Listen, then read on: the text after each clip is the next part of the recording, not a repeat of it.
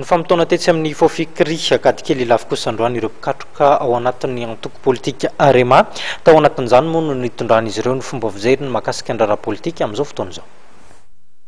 Ny fampihavana pirenena ihany no vahaolana ahafahana miala amin'ny krizy izay mbola mitohy amin'izao fotoana izao araka ny hevitry ny antoko Arema ary mampirisika ny fandraisana andraikitry ny filohan'ny Repoblika Hery Rajaonarimampianina iroso amin'ny dingana fantanterahana izany fampihavana pirenena izany izy ireo namafisin'ny filompanolona ny Arema Didier Ratsiraka eo hevitra io nandritra ny fidiran'ny vantana an-telefona teny amin'ny fofikry Ankadikely Ilafy.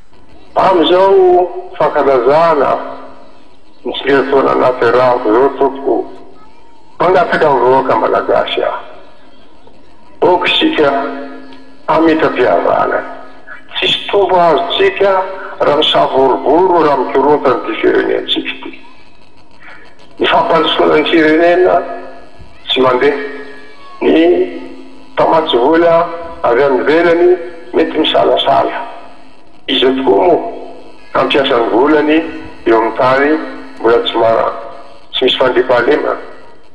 Ari smartphone ka oui awe la destin midi a l'extérieur nous oui awe ka ver oui awe ka mi ka piarvala mangaka kamna rewa tu kuramba zoto jema ka do l'anniversaire ka ta allo apusi tika ni président Rajaonarimampianina anatanteraka an'io fampihavana pirenena io.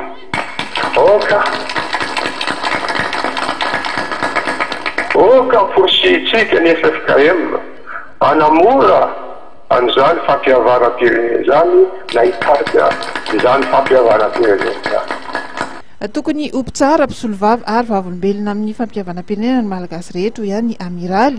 Ahatongavana amin'izany dia nanamafy ny tokony ampitana mivantana amin'ny fahitalavitra sy ny onjam-peo ny fizotry ny fampidiniana ho an'ny fampihavana pirenena ny filompanorina ny antoko.